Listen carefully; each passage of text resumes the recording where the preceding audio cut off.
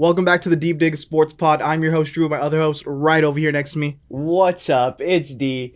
Good to see you again. Go ahead and hit that like button. Go ahead and subscribe. If you're watching on YouTube, we have an audio version. If you're listening to the pod, go ahead and hop over to the YouTube and do all that good stuff. With football, the Washington, they're still the Commanders for now. Football team. They're the Commanders. Yeah. They said that they're taking calls on Chase Young. They're open to a trade if the right deal comes through. What do you think he's worth? And is he still a guy that can be a star in the league? It's so crazy that they declined his fifth-year option and they're shopping this guy.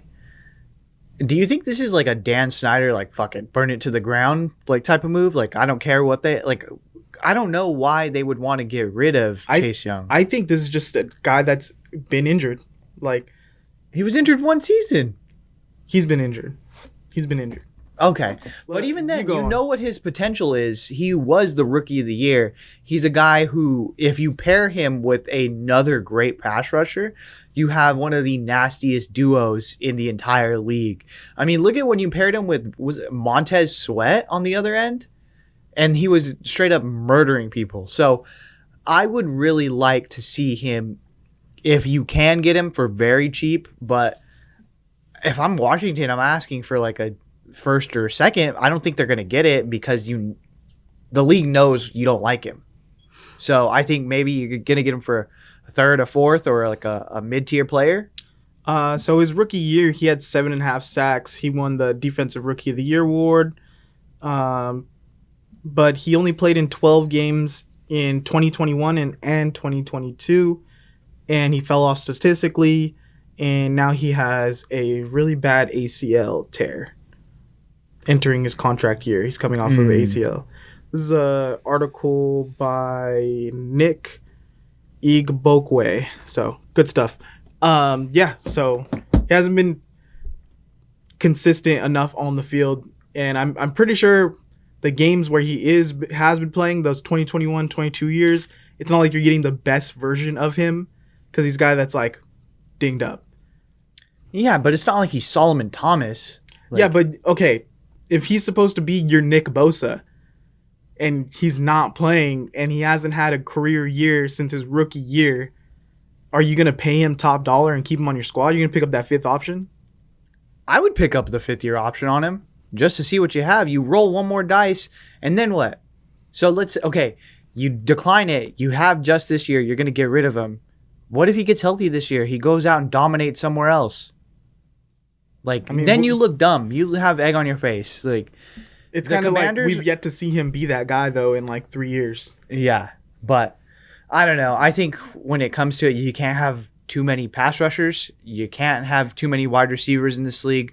And that's where the league is trending in the pass game for offense and, really rushing the passer on defense. So you load up as much as you can. I don't know. I think he'd be a good number 2, number 3 guy, rotate guy for right now. And just, hey, third down, we want you to rush. We want you to go get sacks. That's what you're getting paid to do. And if you can do that for a year, maybe even 2 years, you take a prove-it deal, you're going to get fat money on a next contract with some team, with a contender, or with someone who thinks that they could be a contender and needs we need one great pass rusher. Yeah. So he could really set himself up this season. I mean, I don't think that they would trade him this offseason. I don't think they'd get great value. No. Then if you don't trade him this offseason, you're just going to eat it? During the season? You're just not going to do it? I could see him getting moved week 6, week 7. Yeah. Because is this Commanders team going to compete? No, but Sam Howell? They were a borderline playoff team last year. That's every year with Ron Rivera and this fucking Commanders team. So, I don't know. If you're right there, you just need you're a quarterback away from almost competing. I think you keep as many pieces as you can and build around it. I mean, maybe they see that they have other pieces on that D-line and they're like, we don't need to invest in this guy specifically. Yeah, we have Montez Sweat. Yeah, they got Darren Payne. Yeah, but still, that's an interior lineman. What you need is edge, bro. That's where you get the sacks. I don't know. It's I think it's a good defense. I think they have a lot of talent, and yeah, Payne is like an interior guy, but I'm saying like, hey, we have talent in the other side of the line and in the interior. Do we need to pay top dollar on this guy? It's kind of like, like NBA teams where they draft a guy who qualifies for a max deal, and they're like, well, we have to give him the max. It's like, do you? Do you Celtics Jaylen Brown? Yeah, do you have to, or just let him go? Like, what's gonna be so bad of we took this guy, a really high draft pick. Yeah, he on the open market would get a great deal, but to us, if we give him that, we might just be like, well, we gave him a great deal because other teams would give him a great deal. Like, is that worth it to us, really? Like, Porzingis right now. That's true. You're giving him a max deal just because he should get a max deal in the grand scheme of things.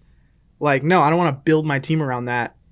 So that's kind of how I'm looking at it in like NBA terms, if that makes sense at all. No, I get it. That makes sense. But let us know what you think. Would you still keep Chase Young? What is his value if you wanted to trade for him right now? Should the 49ers go after him?